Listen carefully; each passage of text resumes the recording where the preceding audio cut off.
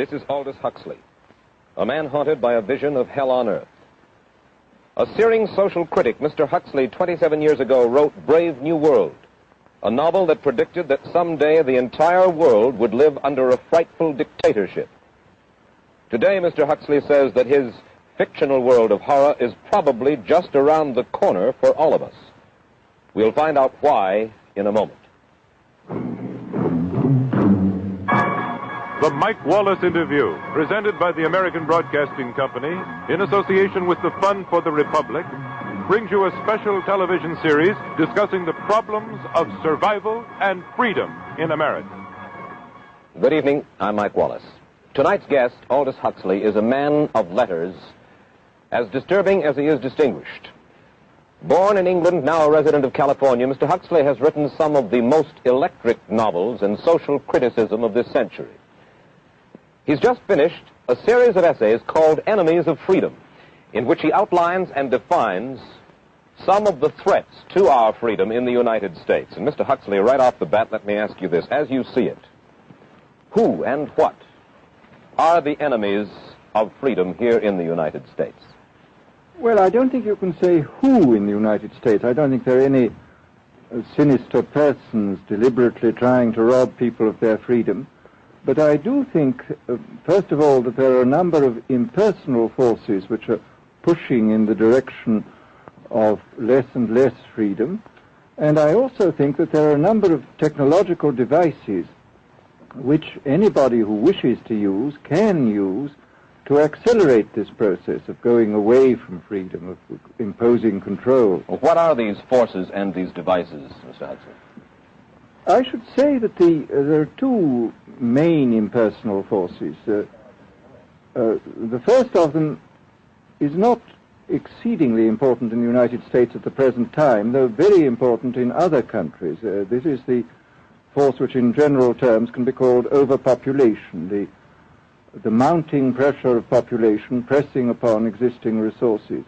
This, of course, is an extraordinary thing. Something is happening which has never happened in the world's history before. I mean, let's just take a simple fact that between the time of the birth of Christ and the landing of the Mayflower, the population of the Earth doubled. It rose from 250 million to probably 500 million. Today, the population of the Earth is rising at such a rate that it will double in half a century. Well, why should overpopulation work to diminish our freedoms? Well, in a number of ways. I mean, the experts in the field, like Harrison Brown, for example, pointed out that in the underdeveloped countries, actually the standard of living is at present falling, that people have less to eat and less goods per capita than they had 50 years ago. And as the position of these countries, the economic position, becomes more and more precarious, obviously the central government has to take over more and more responsibility for keeping the ship of state on an even keel.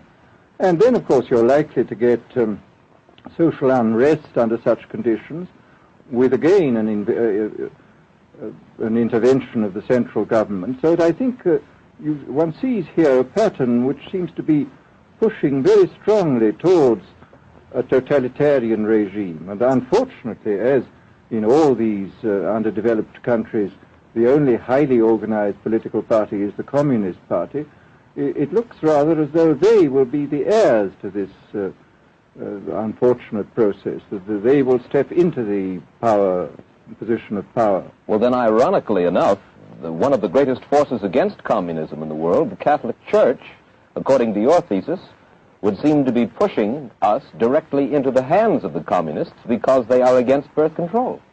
Well, I think this strange paradox probably is true.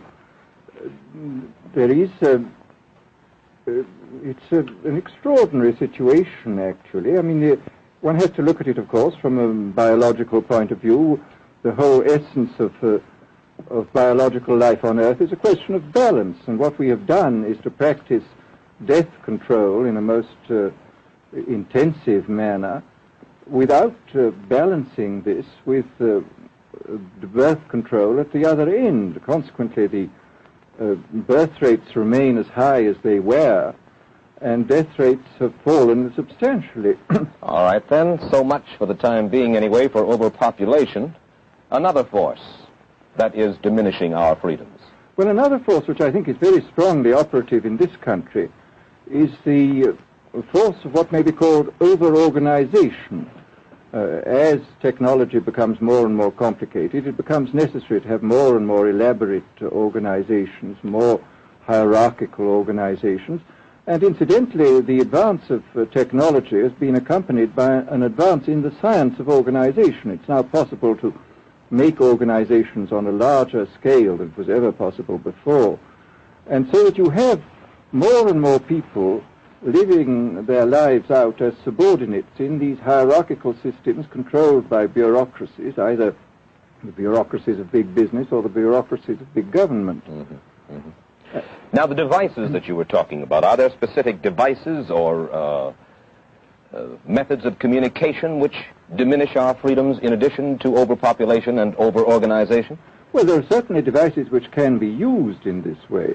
I mean, let us take, after all, a piece of very recent and very painful history is the propaganda used by Hitler, which was incredibly effective. I mean, what were Hitler's methods? Hitler used terror on the one kind, brute force on the one hand, but he also used a very efficient form of propaganda, which he was using every modern device at that time. He didn't have TV, but he had the radio, which he used to the fullest extent, and was able to impose his will on an immense mass of people. I mean, the Germans were a highly educated people. Well, we're aware of all this, but how do you equate Hitler's use of propaganda with the way that propaganda, if you will, is used, let us say, here in the United States? Are you suggesting that there is a parallel? Needless to say, it's not being used in this way now, but the point is, it seems to me, that there are methods at present available, methods superior in some respects to Hitler's methods, which could be used in a bad situation. I mean, what I feel very strongly is that we mustn't be caught by surprise by our own advancing technology. This has happened again and again in history. Technology has advanced, and this changes social conditions, and suddenly people have found themselves in a situation which they didn't foresee and doing all sorts of things they didn't really want to do. Well, now, what do you mean? Do you mean that we develop our television, but we don't know how to use it correctly? Is that the point that you're making? Well, at present, the television, I think, is being used quite harmlessly. It's being used, I think, I would feel it's being used too much to distract everybody all the time. But, I mean, imagine, which must be the situation in all communist countries, where the television, where it exists, is always saying the same thing the whole time, is always driving along. It's not creating a wide front of distraction, it's creating a one-pointed drumming in of a single idea all the time. It's obviously an immensely powerful instrument. So you're talking about the potential misuse of the instrument. Exactly. We have, after all technology is in itself morally neutral. These are just powers which can either be used well or ill. It's the same thing with atomic energy. We can either use it to blow ourselves up, or we can use it as a substitute for the coal and the oil which are running out. You've even written about the use of drugs in this light. Well, now, this is a very interesting subject. I mean, in this book that you mentioned, this book of mine, Brave New World, I postulated a substance called soma, which was a very versatile drug. It would make people feel happy in small doses. It would make them see visions in medium doses, and it would send them to sleep in large doses. Well, I don't think such a drug exists now, nor do I think it will ever exist, but we do have drugs which will do some of these things, and I think it's quite on the cards that we may have drugs which will profoundly change our mental states without doing us any harm. I mean, this is the pharmacological revolution which has taken place, that we have now powerful mind-changing drugs which, physiologically speaking, are almost costless. I mean, they are not like opium or like cocaine, which do change the state of mind, but leave terrible results physiologically and morally. Mr. Huxley, in your new essays, you state that these various enemies of freedom, are pushing us toward a real-life, brave new world, and you say that it's awaiting us just around the corner.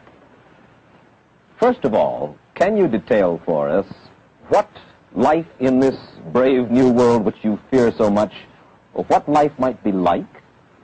Well, to start with, I think this kind of the dictatorship of the future, I think will be very unlike the dictatorships which we've been familiar with in the immediate past. I mean, take another book prophesying the future, which was a very remarkable book, George Orwell's 1984. Mm-hmm. Well, this book was written at the height of the Stalinist regime and just after the Hitler regime.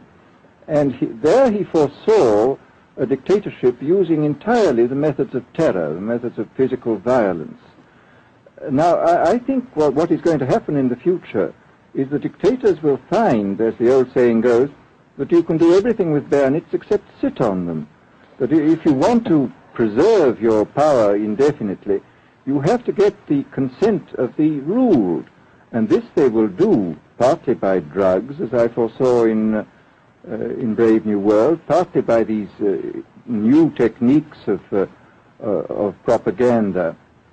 They will do it by bypassing the sort of rational side of man and appealing to his subconscious and his deeper emotions and his physiology even, and so making him actually love his slavery. I mean, I think this is the danger, that actually people may be in some ways happy under the new regime, but they will be happy in a situation where they oughtn't to be happy. But let me ask you this.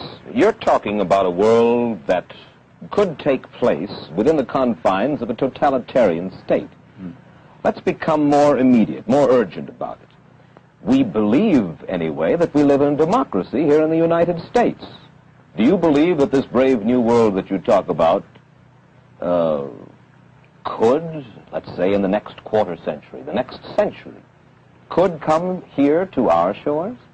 I think it could. I mean, that's why I feel it's so extremely important here and now to start thinking about these problems, not to let ourselves be taken by surprise by the new advances in technology. I mean, for example, in regard to the use of the drugs, we know there's enough evidence now for us to be able, on the basis of this evidence and using a certain amount of creative imagination, to foresee the kind of uses which could be made by people of bad will with these things, and to attempt to forestall this. And in the same way, I think with these other methods of propaganda, we can foresee and we can do a good deal to forestall. I mean, after all, the price of freedom is eternal vigilance. You write in Enemies of Freedom, you write specifically about the United States. You say this, writing about American political campaigns.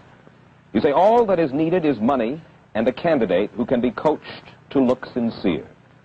Political principles and plans for specific action have come to lose most of their importance. The personality of the candidate, the way he is projected by the advertising experts, are the things that really matter. Well, this is... during the last campaign, there was a great deal of this kind of statement by the advertising managers of the campaign parties, this idea that the candidates had to be merchandised as though they were soap or toothpaste, and that you had to depend entirely on the personality. I mean, the personality is important, but there are certainly people with an extremely amiable personality, particularly on TV, who might not necessarily be very good in positions of political trust. Well, do you feel that men like Eisenhower, Stevenson, Nixon, with knowledge of forethought, were trying to pull the wool over the eyes of the American public? No, but they were being advised by powerful advertising agencies who were making campaigns of a quite different kind from what had been made before. And I think we shall see probably all kinds of new devices coming into the picture. I mean, for example, this thing which got a good deal of publicity last autumn, subliminal projection. I mean, as it stands, this thing, I think, is of no menace to us at the moment. But I was talking the other day to one of the people who has done most experimental work in the psychological laboratory with this, was saying precisely this, that it is not at the moment a danger, but once you've established a principle that something works, you can be absolutely sure that the technology of it is going to improve steadily. And his view of the subject was that, well, maybe they will use it to some extent in the 1960 campaign, but they will probably use it a good deal and much more effectively in the 1964 campaign, because this is the kind of rate at which technology advances. And we'll be persuaded to vote for a candidate that we do not know that we are being persuaded to vote for. Exactly. This is the rather alarming feature, that you're being persuaded below the level of choice and reason. In regard to advertising, which you mentioned just a little ago, in your writing, particularly in Enemies of Freedom, you attack Madison Avenue, which controls most of our television and radio advertising, newspaper advertising, and so forth. Why do you consistently attack the advertising agency? Well, no, I think that advertisement plays a very necessary role, but the danger, it seems to me, in a democracy is this.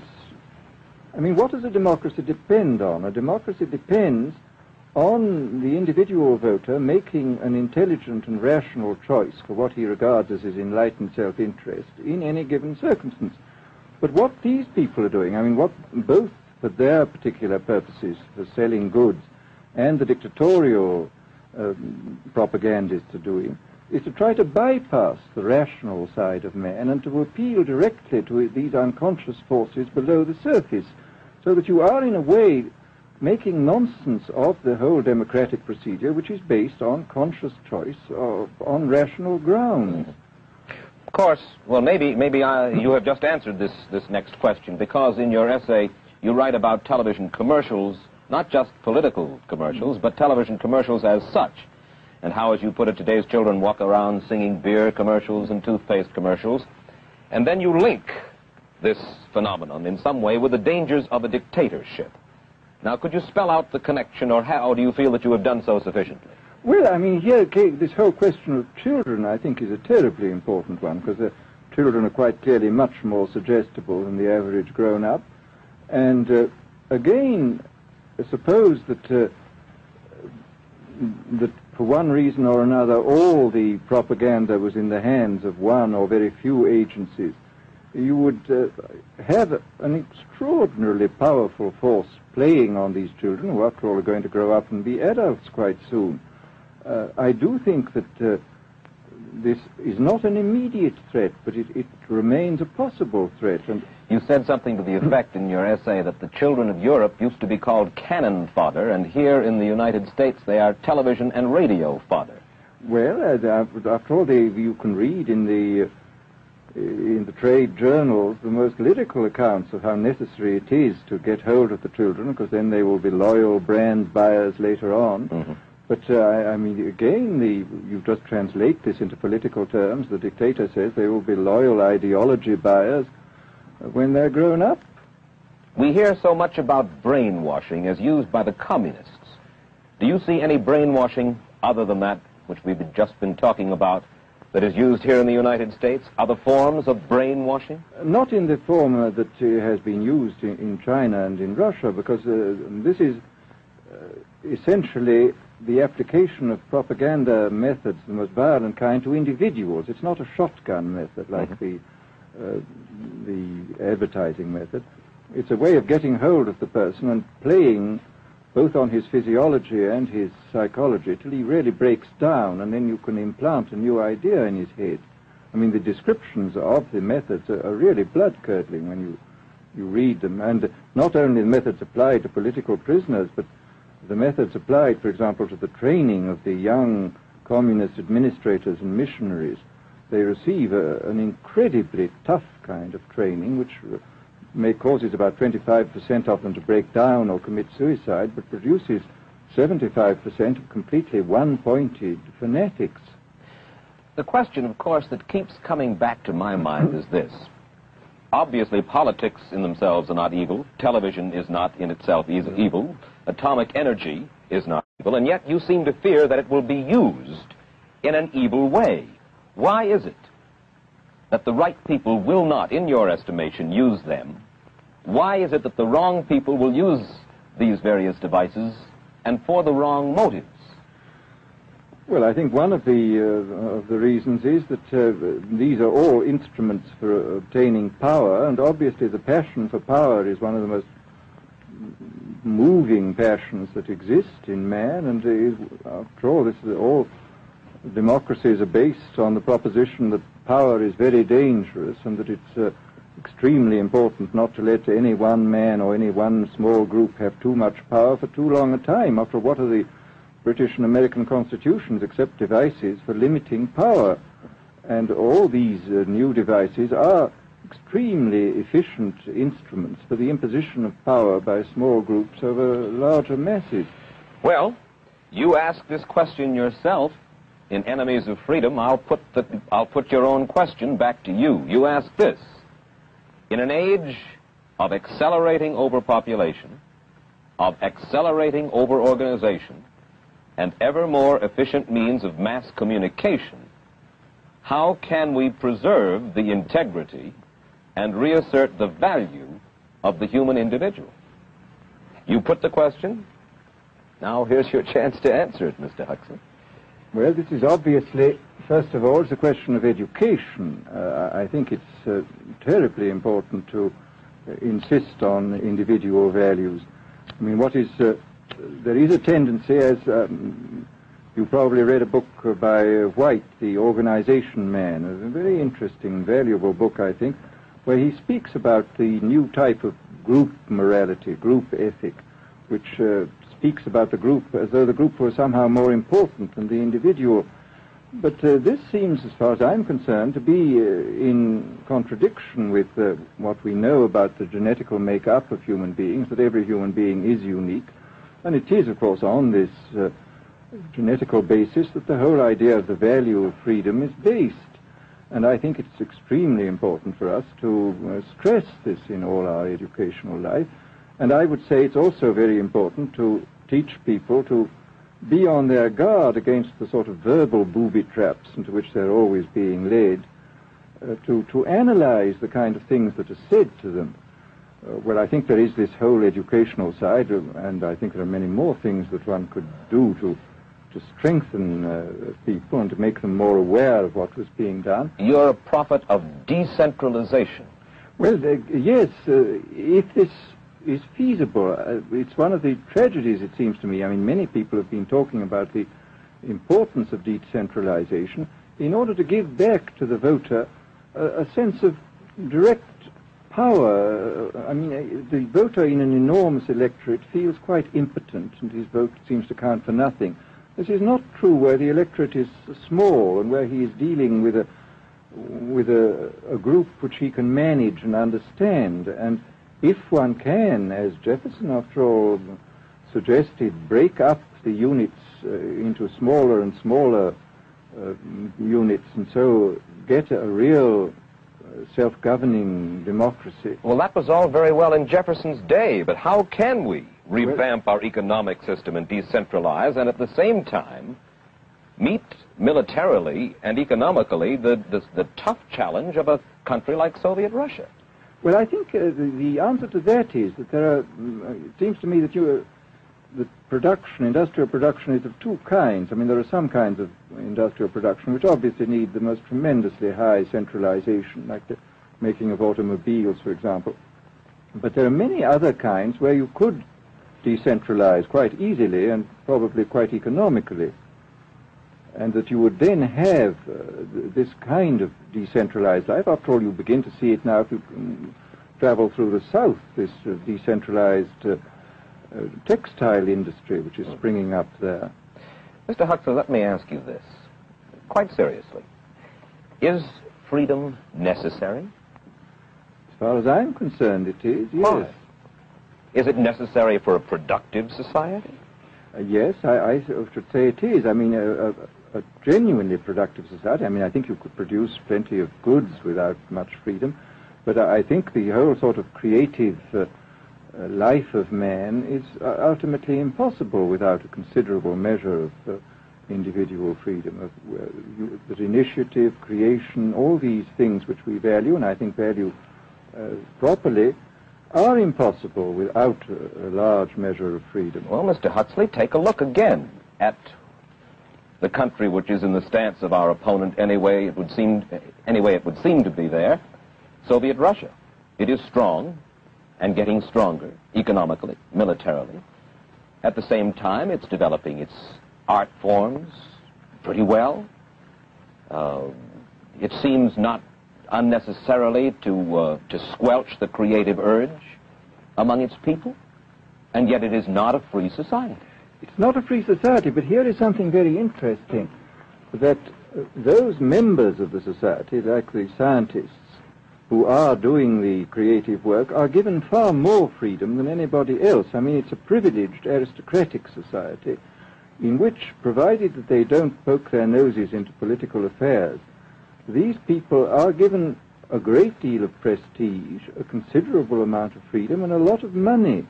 I mean, this is a very interesting fact about the new Soviet regime, and I think what we're going to see is a people on the whole with very little freedom, but with an oligarchy on top enjoying a considerable measure of freedom and a very high standard of living. And the people down below, the epsilons down below, enjoying very little. And you think that that kind of situation can long endure? I think it can certainly endure much longer than a situation in which everybody is kept down. Because, I mean, they can certainly get their technological and scientific results on such a basis. Well, the next time that I talk to you then, perhaps we should investigate further the possibility of the establishment of that kind of a society, where the drones work for the queen bees up above. Well, but yes, but I must say I still believe in democracy. If we can make the best of the creative activities of the people on top, plus those of the people on the bottom, so much the better. Mr. Huxley, I surely thank you for spending this half hour with us, and I wish you Godspeed, sir. Thank you. Aldous Huxley finds himself these days in a peculiar and disturbing position. A quarter of a century after prophesying an authoritarian state in which people were reduced to ciphers, he can point at Soviet Russia and say, "I told you so." The crucial question, as he sees it now, is whether the so-called free world is shortly going to give Mr. Huxley the further dubious satisfaction of saying the same thing about us. Stay tuned for a preview of next week's interview. Till then, Mike Wallace, good night.